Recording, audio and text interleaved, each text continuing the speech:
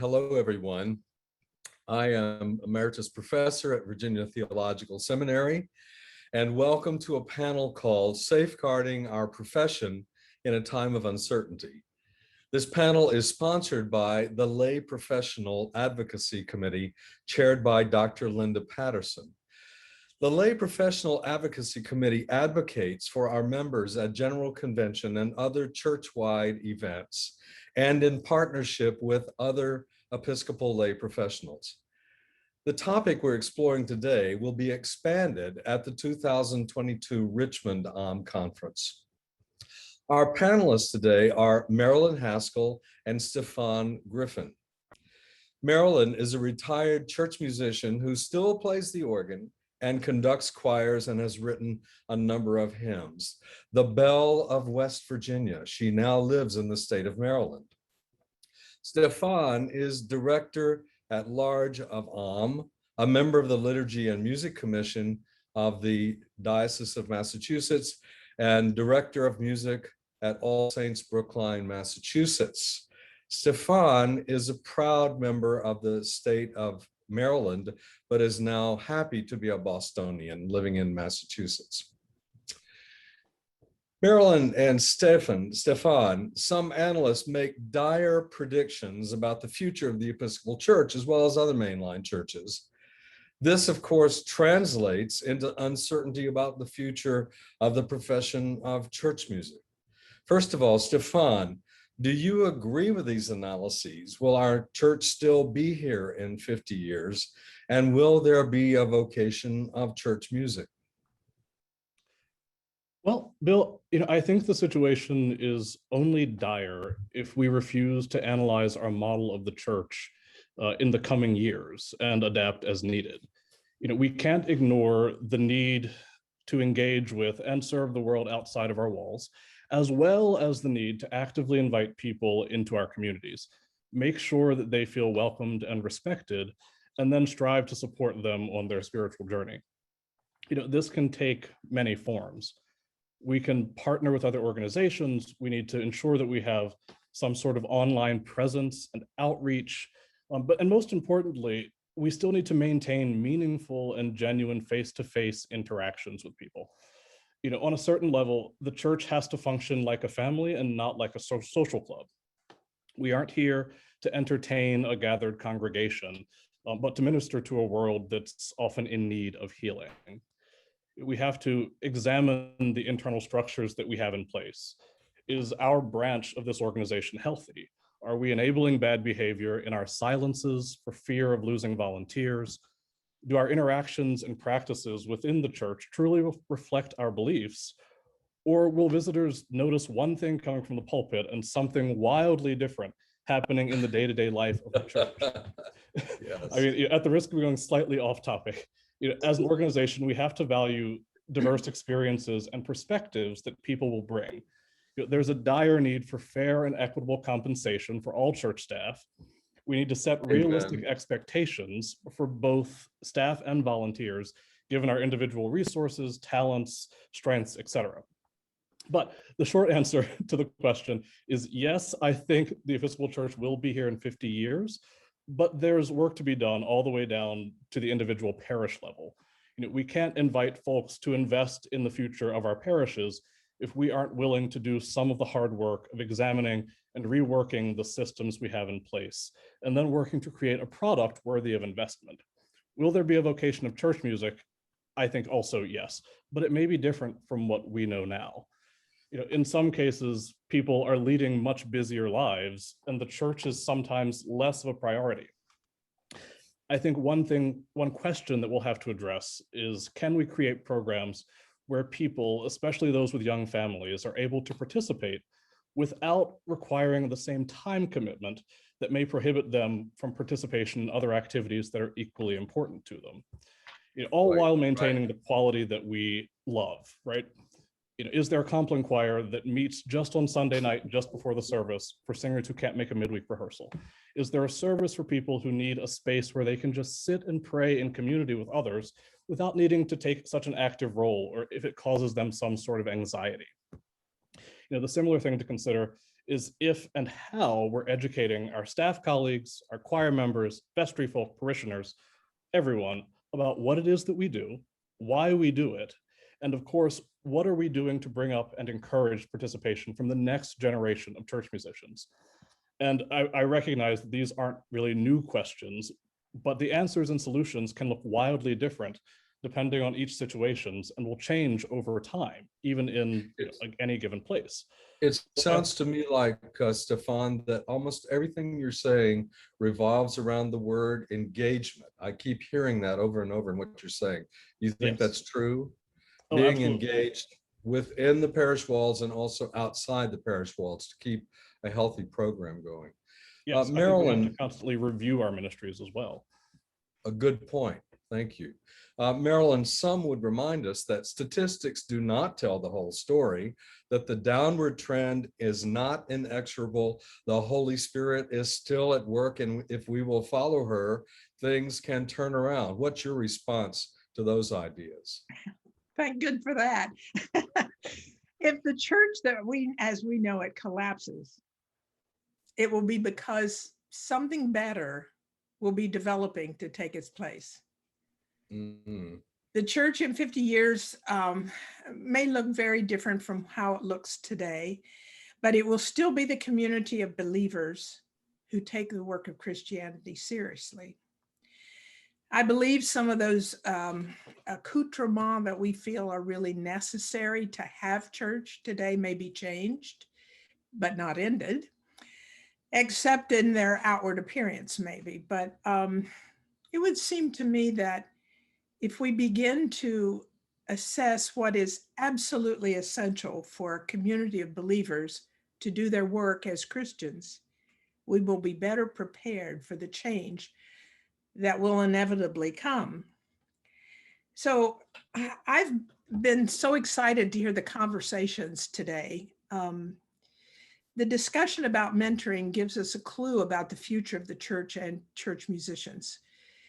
That clue, I believe, is the institutionalizing of making safe spaces for the normalization of trying new things, taking chances. Wow, will you say that again, please? I like that. I believe that the institutionalization of making safe spaces for the normalization of trying new things, taking chances. Yeah, wow. That was the atmosphere in St. Paul's Chapel of Trinity Wall Street in my last appointment of my career. It was affirming, incredibly rewarding, and an informative learning about what is possible in music and worship, where all participants know why they are there and are assisted in their full participation. I think, well, having worshiped at St. Paul's when you were there, I can say that it was really a remarkable experience to worship in that environment under your leadership. Thank you.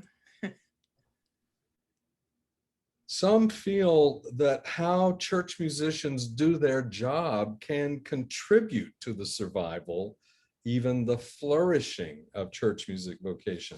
I was a young church musician, Richard Prue, who was a mentor of mine, highly respected mentor, said to me once, "You get your job as a church musician with your talent, but your pastoral skills help you keep your position."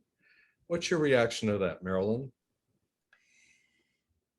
Well, I think it depends on the parish, the rector, the geographic location, and your own abilities, training, and experiences.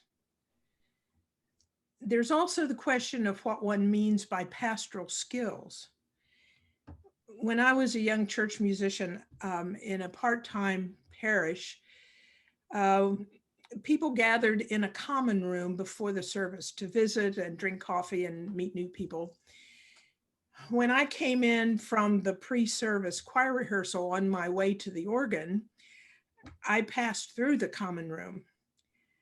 One day, the rector took me aside and said that when I walked through that room on Sunday morning, I seemed to have blinders on. I didn't seem at all interested in what was going on or who was there. I spoke to no one. I was taken aback because I thought I was concentrating on what I was preparing to do in worship, as we all do. But after some reflection, I realized that he was right. I wasn't connecting with people. I thought it was more important to play hymns well and conduct the choir skillfully and so forth, which is important. But I had to learn to multitask mentally. Was that being more pastoral? Well, maybe for that place it was. Uh-huh. There was also that was also in that particular place where people walked by me as I was playing the organ. They were right there. And they often just stopped to talk to me. And during my Was that tourists? Sorry? Was it tourists? No. This was Oh, way back. Parishioners. Yeah, parishioners. And they would walk past me and talk to me while I was playing the postlude. I never quite adjusted to that. Now, the question was I being unpastoral at that point? All this is to say that we have to evaluate ourselves, what we see as the pastoral nature of our work, and then negotiate with the rest of the staff as to just what our role of pastoring is. Are we pastoral only to the choirs or to everyone? These are questions I've always struggled with. So your idea of pastoral work means some sense of interconnectivity with other members of the parish, and particularly with the rector. Is that correct? Absolutely, yes. And I have to say this, that when I was visiting St. Paul's Chapel of Trinity Wall Street in New York, the celebrant said something I have never heard before and I've never forgotten.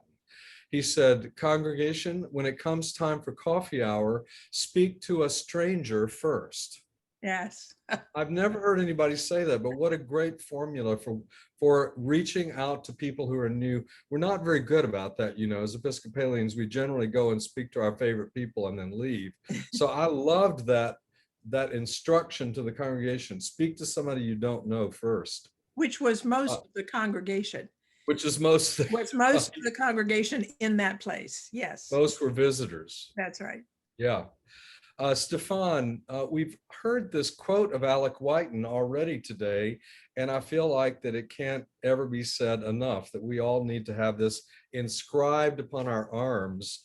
And that is, he said that church workers of all type, including the musician, need to be a pastor, a teacher, and a performer in that order. What do you make of that? I fully understand the sentiment. And I will go back to what Marilyn said, that it's a very delicate balance, and the ordering of those three, will depend on your particular situation and vary from place to place. I think before musicians engage in pastoral work, there has to be a very clear and direct conversation with the supervising clergy, where you set up expectations, boundaries, protocols. It's vital that musicians know what kind of pastoral care is expected and how far that extends. And the clergy need to be ready to support their musician colleagues in that role. I think that's the other thing. Many musicians aren't necessarily trained in pastoral care. Right, good. That's what I was about to say. We're not suggesting that people ought to do serious therapy work, for which most of us are not qualified. My husband is a therapist, and I know that involves a set of skills that I do not have. And I want to ask Marilyn, because you touched on this a little bit earlier, are there pitfalls to a church musician's acting as pastor to people in their charge? What do you think? Yes, well, and Stephan alluded to it. Knowing when you're qualified and able to help in a given situation and when you're not. Right. Being aware of a possible crisis brewing in a marriage, in the behavior of a child, or in the actions of a teenager, is part of pastoral care. Being able to know what to do about it is not, unless you have specific training. Right. And one other pitfall that often we don't think about is overextending yourself and helping others by being pastoral. Yes, it takes And time, doesn't it? it does take time, and involvement, engagement is the word that you've been using. And also asking for support and establishing clear boundaries. Stephan also spoke of this, and these skills are well learned. You have to be aware of them and exercise them. I think you're absolutely right, because we could get into serious trouble with the clergy in the parish if they felt that we were moving into their turf and we hadn't had any kind of understanding beforehand. Is that right? Yes, yes, in my opinion, yes. So how does, Stephan, I want to ask you this question. How does that pastoral work that you do, whether in rehearsal or between events in your weekly schedule, how does that involve relating to the senior clergy for good or ill? What's the way to approach that? I think the best way is, like we've been saying, just clear and open communication with the senior clergy. In the best of all possible situations, there's a clear line of communication at all times, so you're able to keep them updated on members of the music ministry and other folks that you hear about or that you've spoken to, so they aren't blindsided if something comes up. Right. I think if they aren't kept in the loop, obviously that's a recipe for disaster and can put a strain on your relationship. If you have a musician who appears to be sort of going rogue or overstepping their boundaries in some way. Right. I can't imagine a musician going rogue. Can you? No, never. Never happens. Never happens. So the other thing that I want to mention is that the clergy can actually be a sounding board and can be a help to our pastoral work as church musicians. And the important thing is, however, if someone tells you something in a discreet fashion that they expect you to keep quiet, you are not allowed to go to the clergy and tell the events in that person's life that have caused some kind of crisis unless you ask permission of that person to tell that story. Otherwise, that information belongs to that person. And it's a great honor when she or he shares with us what's going on. I remember when I was working in the Diocese of Washington, I was musician at St. John's Lafayette Square in Washington. There was a diocesan-wide policy that if you told something that was shared with you in discretion, that was a fireable offense. That was the most severe response I've ever seen to that, but it sure got our attention. So we seem to agree that a certain amount of pastoral work is involved in the vocation of the church musician. I wonder if there are other non-musical ways that church musicians can contribute to the future strength of our profession. For example, Marilyn, talk about congregational singing. You've been the president of the Hymn Society, and I know that you care a lot about congregational singing and congregational participation in worship. Talk to us a little bit about that and how could it strengthen our profession? Well, I'm going to say something incredibly radical, and everyone's going to agree with me. Congregational singing is key.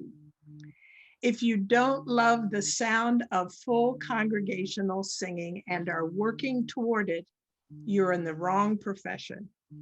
Ouch. Yeah. Thinking that your congregation can't sound like this organization at its first conference, you right. short-sighted. Perhaps your congregation sounds like that on a favorite hymn, but the rest of the time, not so much. Here's what I've discovered. No matter how well I learned to accompany congregational singing, it's no substitute for a congregation learning to love its own voice alone. We teach our children. We teach our children to be able to sing without accompaniment. Why not reestablish that ability with adults who may not ever sing without accompaniment? Right. So you drop the organ out sometimes on Sunday morning, is that correct?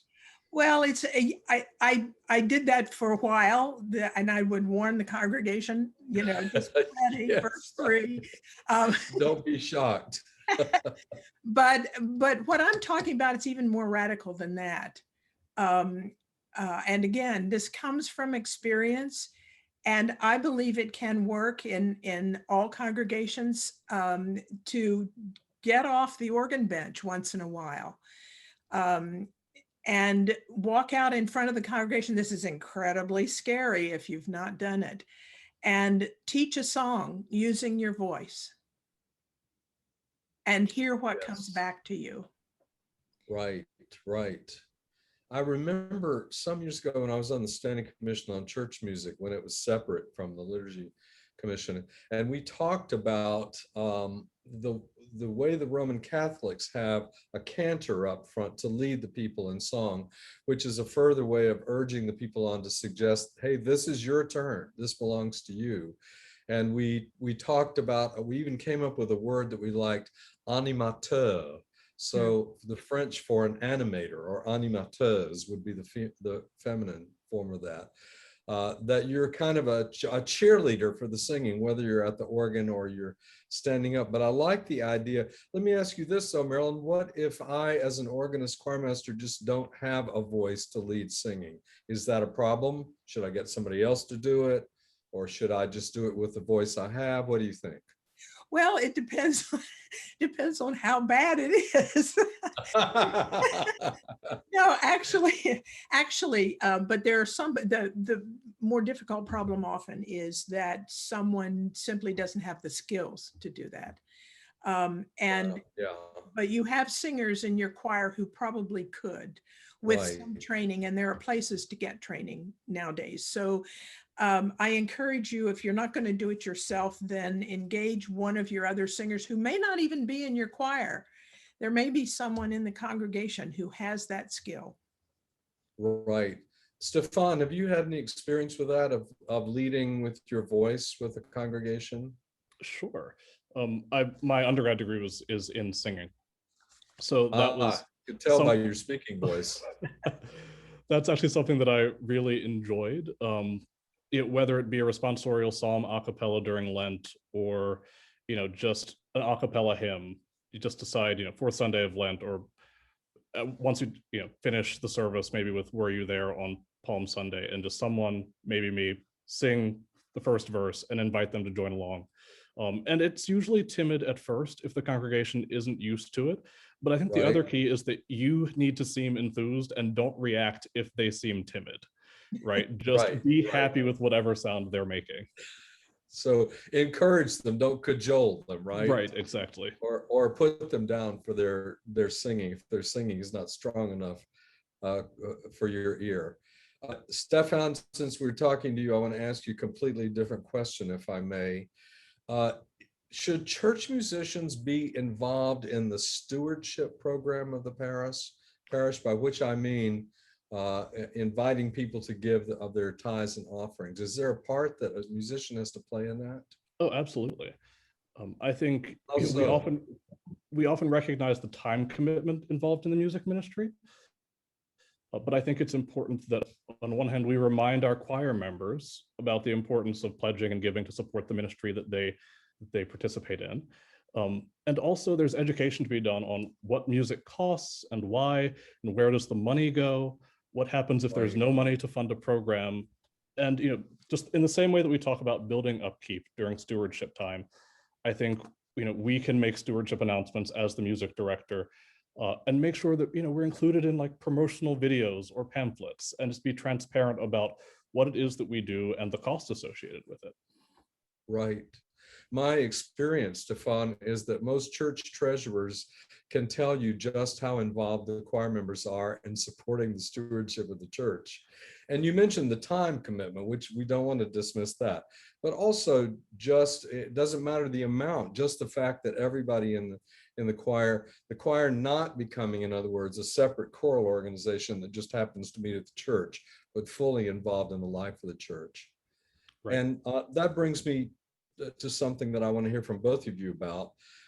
some church musicians only appear at the parish when their job specifically demands it, but don't show up for non-music events. I've even heard of church musicians who never went to coffee hour, which is, one of the few places where most everybody gets together and comments.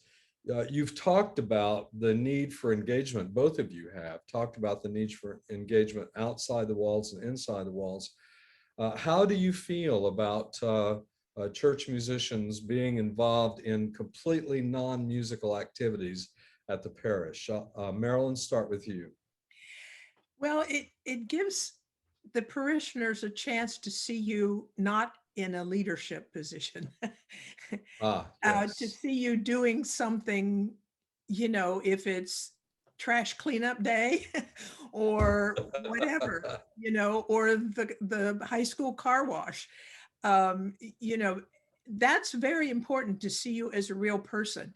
It was always surprising to me that parishioners thought that we came by our skill in being a musician. I don't know where they thought we got it, but they did not have any clue other than, oh, you went to school for that. And didn't you learn all your preludes during school? Why do you have to practice?